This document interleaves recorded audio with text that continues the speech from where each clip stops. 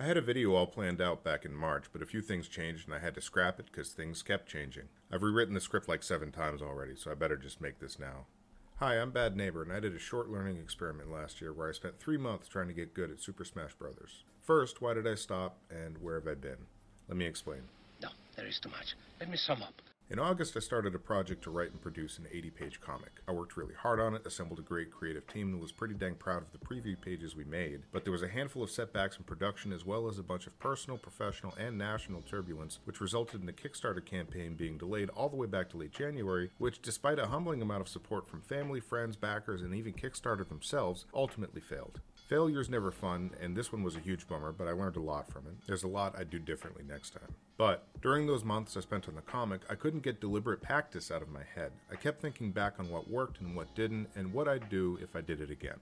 Originally, I picked Smash to learn and practice because 1. I was very bad at it. We call that room for growth. 2. Progress could be easily measured and demonstrated. 3. Learning resources were accessible and affordable. 4. Learning and practice could be done fully at home, so pandemic friendly. And 5. It's fun to think about, learn about, play, and make videos about. So, was it a success? Originally I thought so because I did get better at the game, but I think there were a bunch of mistakes that limited how successful those 3 months could have been. I didn't give it enough time. 3 months was okay, but more time would be better. I had no clearly defined goal. Get better isn't good enough. Practice projects like these are less effective when the goal is poorly stated or not stated at all.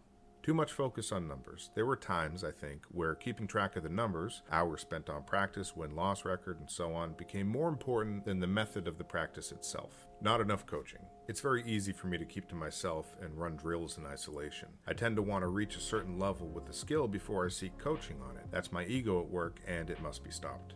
The big question I kept asking myself was, if I were to try again, would it be with Smash again? For all the good reasons to practice the game, it's kind of been stuck in the back of my mind the whole time that it's just a game. Anyone who follows me on Twitter may have seen me debate back and forth with myself whether or not that matters if I practice a generally useful skill, if the point is the practice itself. And you know what? No. It doesn't matter if it's useful, and even if it did, if it's something you enjoy, it is useful. It's not a waste of time if you enjoy it.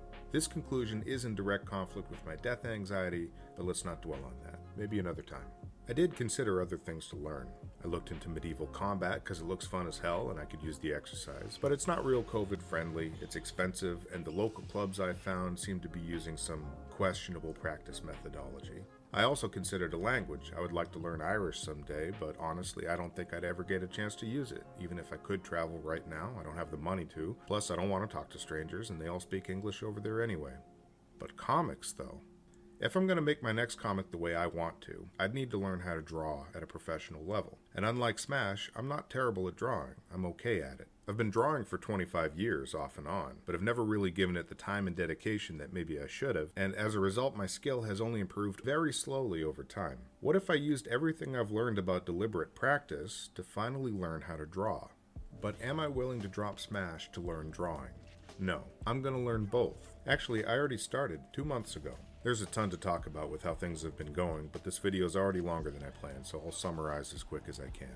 First month of my drawing practice, I basically spent just doing research, looking for what kind of approach I should take, what kinds of resources were out there in my price range, and so on. The areas where I need the most work are anatomy and perspective. I found this program called Drawbox that takes a very methodical, fundamentals-focused approach, which is exactly what I was looking for. I'll do another video on Drawbox and on drawing in general another time.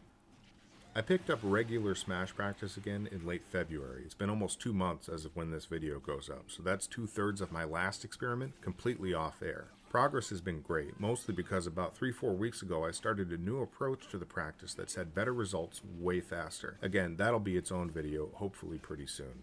A few weeks into starting practice again, my 7-year-old son asked me if he could practice with me, and I said hell yeah. He and I played a few nights per week, and he picked it up so fast it's incredible. He sort of drifted away from it a bit. 7-year-olds are like that, but it was a super valuable experience for both of us, and we'll probably get back to it again soon. Again, that might be worth its own video. With all this practice now in 2 skills, anyone who watched my videos from the first round of this experiment might be thinking, wait, you spent like half of those videos complaining about how you never have enough time to practice. How is doubling it a good idea? To that I say, shush. I'm also practicing time management. Honestly, I'm more worried about my hands than anything else. For a few weeks, regularly playing and drawing had my hands and wrists hurting like hell almost constantly. But a combination of stretches, several hand braces of increasing intensity, and a change of controller have helped a lot.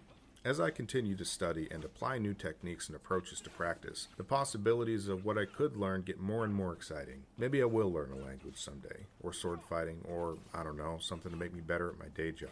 I already know the next thing I want to learn, 3D modeling and animation. Before, every time I sat down to figure out what it would take, I got intimidated and dropped it. The learning curve is just so steep, and the depth and variation of both artistic and technical skills is vast. But now, all this practice makes me feel like maybe it's doable. For now, I'm still mostly focused on Smash and transitioning into drawing more week by week. Smash is still valuable as a fun way to apply practice methodology, but as I draw more, it might fall to the side, and that's fine. I can go back to playing games just for fun again the way Sakurai intended, someday. This isn't an experiment anymore. It's a project now. One I'm both very excited and serious about. There's so much more to get into, but I'm going to end it here for now. I have practice to get back to.